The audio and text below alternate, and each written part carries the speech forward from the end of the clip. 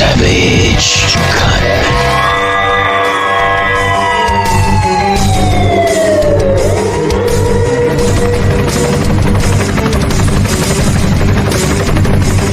Real talk, no filter on Savaged Unfiltered. Savaged.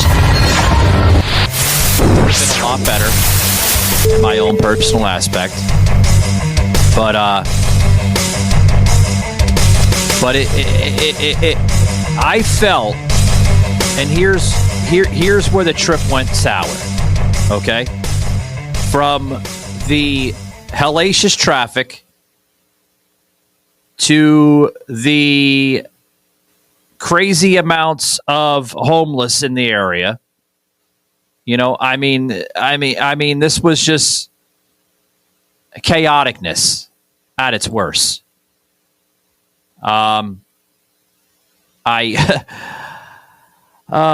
Man, I experienced this guy, you know, going through the train station. You know, he's got his little sign. Can you spare a nickel? I felt bad for him. The guy must have been like maybe, I don't know, retirement age, right? If he was working. He wasn't working though. So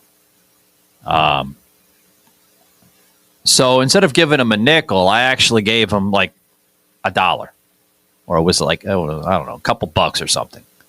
I forgot what the fuck I gave him, but I gave him something, you know. And I was like, here, man, you know, go get yourself something to eat.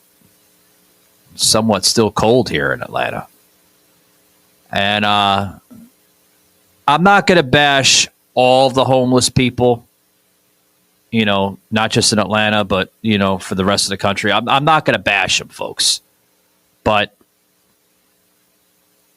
some of these people, man, like they could work.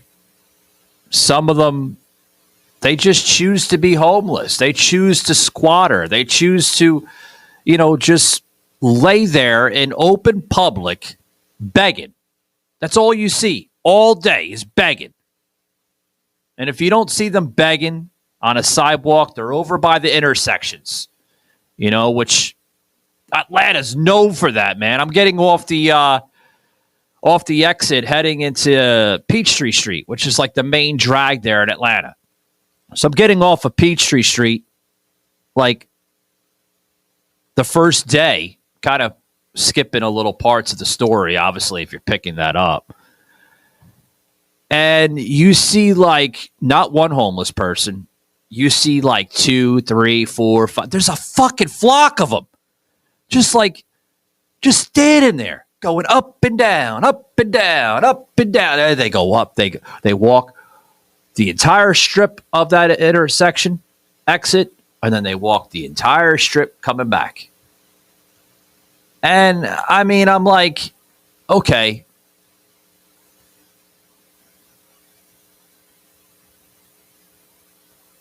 Like, how long do they do this for? Savage. I'm like, holy shit, man. And they'll go back and forth.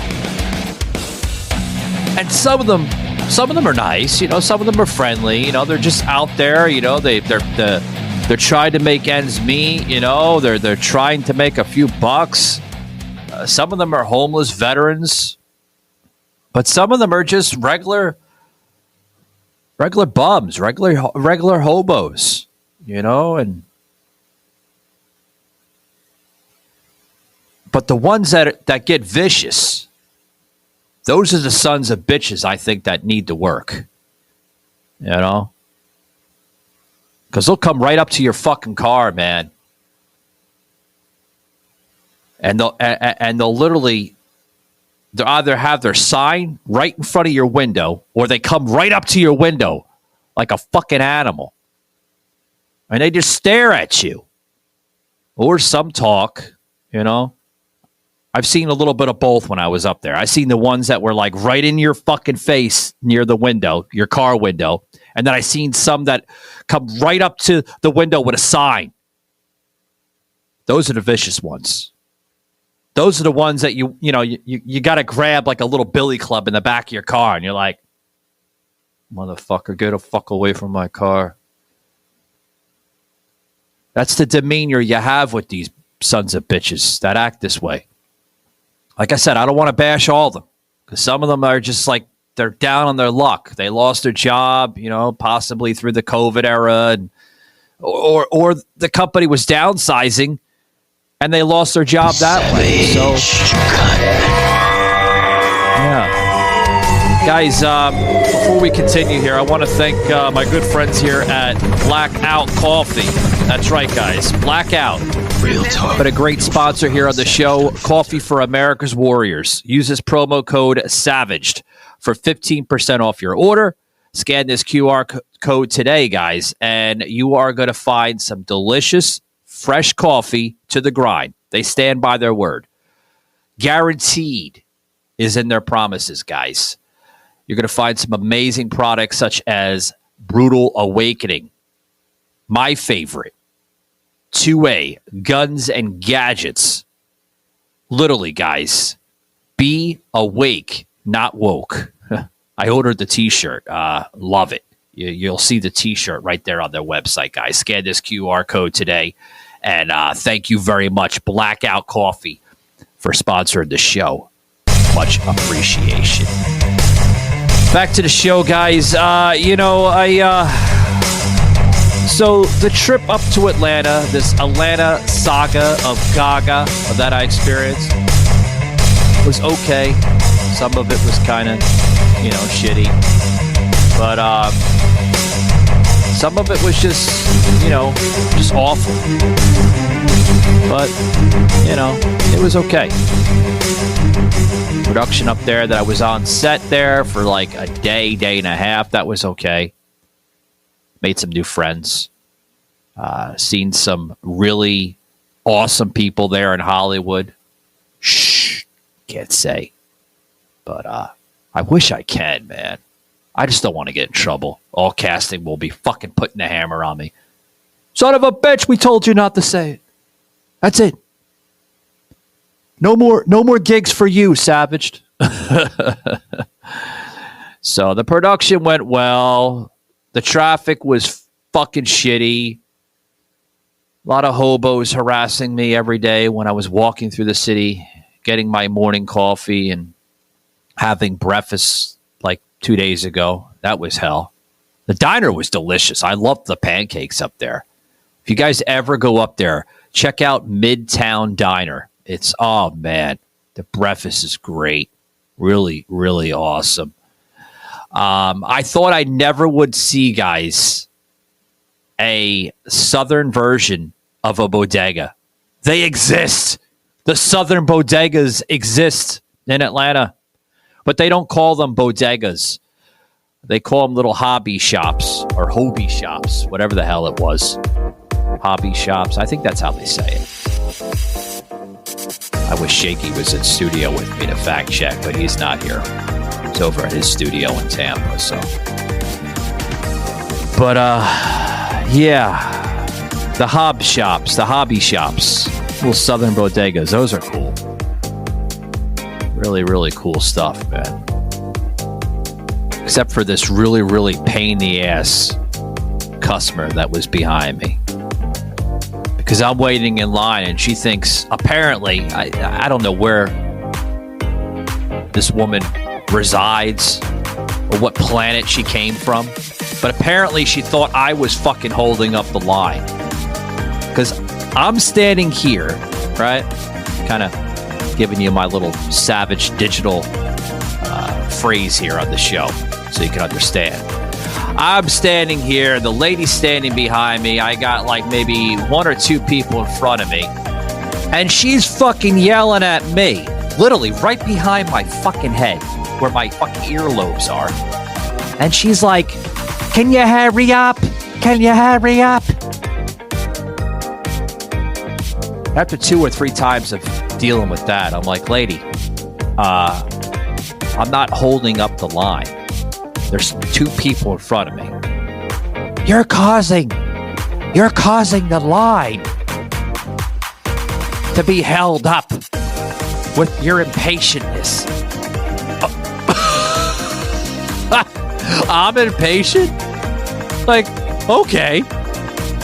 Yeah, I'm impatient. Now, this is coming from a lady that clearly is on some form of hallucinants or God knows what type of drugs, right? But I'm holding up the line in this little southern bodega in the heart of Midtown Atlanta. The only reason why I went to this fucking convenience store was it was 2 blocks from my hotel. All right. So it was convenient for me. Got my morning coffee there. I got those little, so delicious little, guys, you remember the, what the hell were they called? I forgot the damn name now, but you're probably going to understand where I'm going with this. They were like the little, the bags were probably like this big, and they were little Danishes, and they came in like 2 different types of style. They came in like cheese, and then they came in the glaze. I got the glaze. I forgot the damn name of the fucking of these little pastries. There was a name. I think they were called nannies or nanas or something. Anyway, the fucking little southern bodega there in Atlanta had them. You know. And by the way, guys, I think we have, before I go any further, I think we have Bobcat here back on the show. I want to see how his refrigerator was. Bob, how you doing, buddy? How's your refrigerator, Bob? Why? Okay, yeah. So he just, we had to deal with the breaker and all kinds of stuff here. I'm sorry. Yeah, I got this fancy refrigerator. It stopped working. Yeah, the refrigerator works, but the stupid door has all the buttons, the touch panel. Yeah. And it stopped working, and so we had to have the guy come out and fix it. And then he was fixing it. He said it was all good, and then he's like, "Hey, I need to turn breakers off and do all this kind of other stuff." And I'm like, "All right." So my wife would kill me if I didn't get the refrigerator fixed today. So get that fucking refrigerator fixed. Yeah.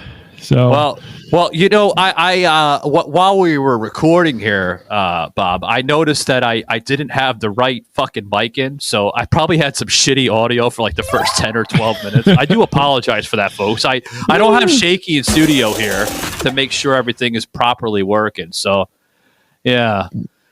So you missed out a little bit while Bob was attending the refrigerator incident with the refrigerator repairman. Yeah, that's the whole thing. You missed the whole thing.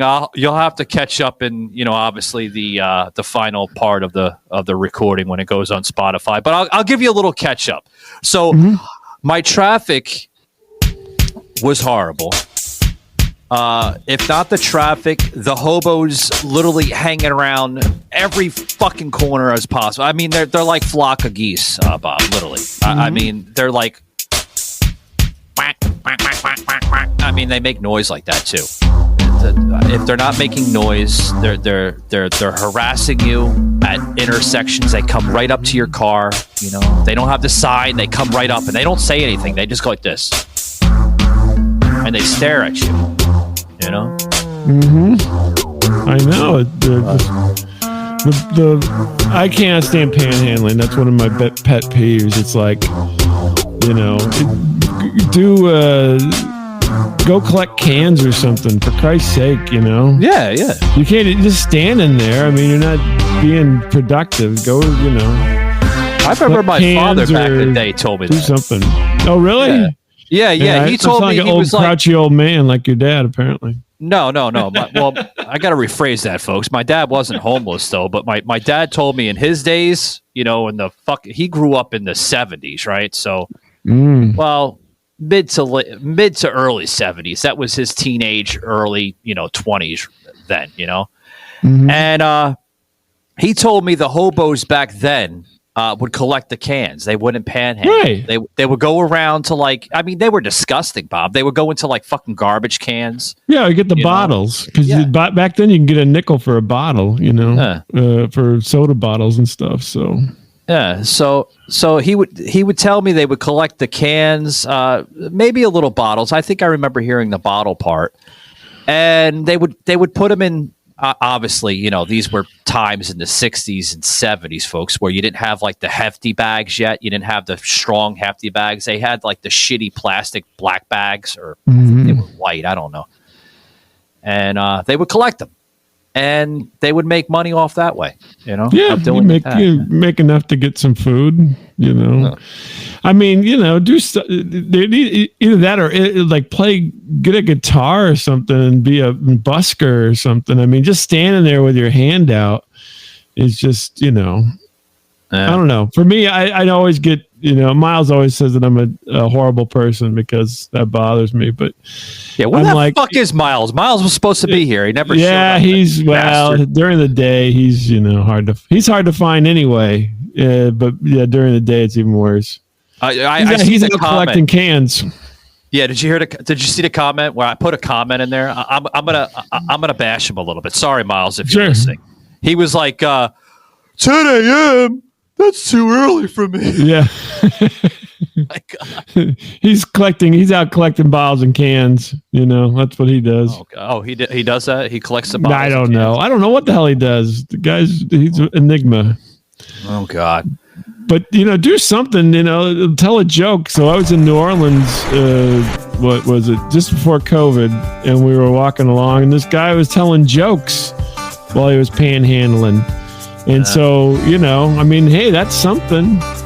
Doing something. He's telling a few jokes as you walk by. I mean, you know, better than just putting your hand out. I mean, you got to do something. You know what I mean? There's too many people that just like, you know, gimme. Yeah. They want that. They're entitled, Bob. You know, they feel like they're entitled. I'm a bum, so I'm entitled to receive $1 today. No, you're not entitled to receive shit, dude. Yeah, get a fucking job. Yeah. That's why we call you a bum. You know, you got to do something. I mean, whatever. You know, go live and make some. I don't know. Sell something on Etsy or something. I don't know. Sell something there. Give me $1 and I'll give you this. Thing I made out of garbage. I don't know. At least give it a try. like the little necklaces that. Yeah, something. I mean, make an effort. That's all I'm saying. It doesn't have to be a good effort. You know, but it has to be some kind of effort. I mean, otherwise, then go to there's places that take care of homeless folks with soup kitchens and they're all over things the place like that. I mean, go there and hang out. And, I must have seen probably 5 or 10 little soup kitchens or homeless coalitions or whatever the hell, shelters or something. They're all over there. There's one on one corner. There's one here, and then I don't know, probably 5 or 6 blocks there's another one. Yeah, I mean, I don't want to say don't want to help these people at all, but you're not helping anybody by just standing there asking for money. No, and even the coalitions too, they're not helping them. They're just influencing more homeless people. I can't stand that shit. Guys, I'm not bashing the homeless in America, but some of these coalitions, I drove past one, and these people are coming out with fucking gift bags and fucking totes of fucking clothing. I'm like, Jesus Christ, man. It's like the Macy's for fucking homeless people. Holy shit. You know? Yeah, it was the Macy's for homeless. God damn, man. That's right. I got my Macy's gift bag from the homeless shelter. No, I mean, we can always do more. We throw away so much stuff that we could do more to help. But I think that it seems like there's just a lot of enabling going on, and part of that enabling is standing there with your hand out is not helping yourself or helping anybody else. I mean, I suppose if you make a lot of money that way, you're helping yourself. But I mean, you're just making everybody uncomfortable, and then eventually that has an effect on the area, right? So there's only so much of that can happen before there's negative consequences for it happening. And then people are like, I'm not going to go there anymore. There's too many people asking me for money and I can't enjoy my time, So in order for everybody to enjoy their time, we need to, kind of curb that. Yeah. Yeah. So, I mean, if it wasn't like the homeless people, and the flocks and the herds over there, there was a lot, guys. I mean, you could pull a whole fucking sled with Santa Claus with these homeless people. I mean, fucking all over the place. But I did mention earlier in the program, guys. I want to go back to the crazy lady in the little southern bodega, which we're not allowed to say bodegas in Atlanta. Apparently, they're little really? Habib shops. Yeah. Oh yeah, Bob. Okay. They're not allowed to say bodega. They get offended by it. The bodega word is not good, huh? What do you want to be called? Mini Mart? Well, it goes by the word Habib store. It's a Habib store. Okay. What's Habib store mean? Does that mean bodega? I thought that might have been offended or offensive. Yeah, I would think. Yeah, I don't know. So with the crazy lady, guys, you're probably going to wonder what happened with the crazy lady, because I mentioned that earlier in the program here.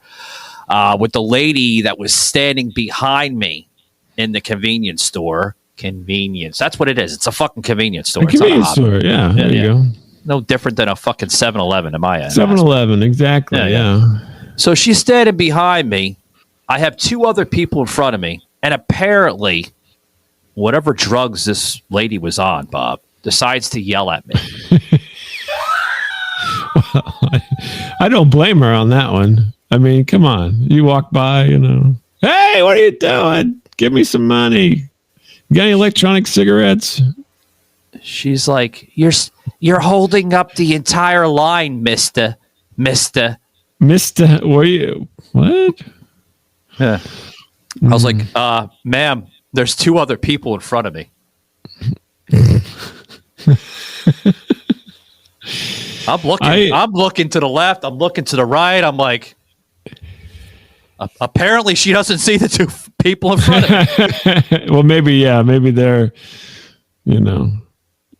she's like, they're invisible. It's hot in here. It's quite comfortable in here, to be honest with you. Were you like browsing the magazine selection at the checkout or something? I don't know. I even told her, I said the air conditioning could be, slightly dimmer, right? They can lower the temperature a little bit. Bring it down a little bit. Yeah. It's hot. She's making all weird looking eye expressions, and I mean, I'm looking at the two people in front of me because now they have, she has their attention. Yeah. And I mean, then she goes into saying, I have 17 items in my hand. I have to check out of here real quick because if I don't arrive at this ship real quick, they will yell at me. What ship is she getting to? Love boat? Where's the ship, lady? Is it in Atlanta? Is the fucking ship going to descend onto Stone Mountain State Park? Is there a port? Is there a port in Atlanta? Yeah. Is there a cruise ship coming through that we don't know about, or what? I've got all my personal care products. I'm a hooker on the Love Boat. I'm telling you. And she's like, she's going from one thing to the next. Then she's like, they need these supplies. I have to get there. I can't, Bob, I'm not making this shit up. This lady was fucking out there, man. Like somewhere out there in like the fifth fucking dimension or something. So I go like this, right? After dealing with it for almost like 3 minutes, I just go like this. And I allow her to go right in front of me because cut, yeah, whatever. I don't need your crazy today. I can got enough of my own. I only went to this fucking store, Bob, because it was convenient and it was literally 2 blocks from the hotel.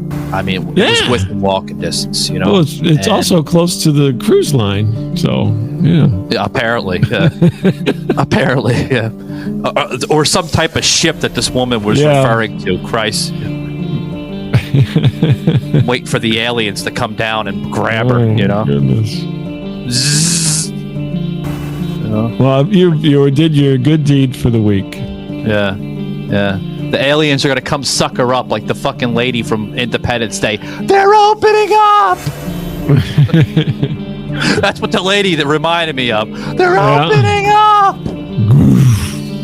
What a pretty light. Oh, boy. Oh, my gosh. So guys, as we close it up, that was my trip up to Atlanta. The Atlanta Gaga, the Gaga of Atlanta. From the fucking traffic to the hellacious on I-85 to I-75. Bob, the traffic doesn't end there. It's like it doesn't go away. It's just when you get past Macon, right? It happens. But before Macon, it's beautiful. Like nice little country. Oh, yeah. Yeah. All the pre-Macon stuff. Fantastic. Yeah. What's the town afterwards? I'm trying to remember. There's like Macon on one end, and what's on the south end of Atlanta? That little. Suburb. You're thinking of Tipton. Tipton, yes. So then, from Macon to Tipton is hell in between there, but on either end of it's good. Oh God, but man, it was hellacious. The traffic was bad. The hobos were like flocks of geese all over the place. The crazy lady from the Habib store, Bodega, right? That lady was out there. The production was great. I think that was the best part of the trip. The production, the set that I was on for that day. Oh, yeah. That was great, but. That's fantastic. Yeah. Thank you all, casting. Keep bringing them to me. It's a great company. I keep on telling people, if you need some extra supplements of money, join All Casting. They're a great production. They get the gigs out there. Everybody thinks like I do these movie gigs, but they don't. They have like voiceovers too, Bob. Do they? Well, then I might have to. Yeah, everybody wants to hear this voice, don't they? Yeah. might as well put a fucking patent on it. Might as well. Yeah, might as well get some cash out of it. Yeah. Or I could stand on the street corner and just hold my hand out. No. One of the two. Don't do that, Bob. Yeah, I don't want to do that. But yeah, guys, thanks very much for joining us here on another edition of Savage Unfiltered Show. I'm your host, Savage. Joining me here was, I call him Bobcat Lement from his show, Static Radio. We'll put the QR code in, guys. And the refrigerator guy. You didn't get to talk to him, but he was here. Oh, yeah. You didn't? Oh, yeah. So he was okay, right, Bob? Yeah, no, he was confused, and then I had to help him get unconfused a little bit. So, yeah. He was confused. What the hell was he confused for? Well, no, we had to turn off the breaker and turn it on a couple of times, and and we had to make sure the refrigerator was working. Now, I just the whole thing, the whole production here with this refrigerator. It sounds like my grandfather. Make sure you get the great breaker, or you're gonna crash all of them. That's right. Anyway, guys, take it easy.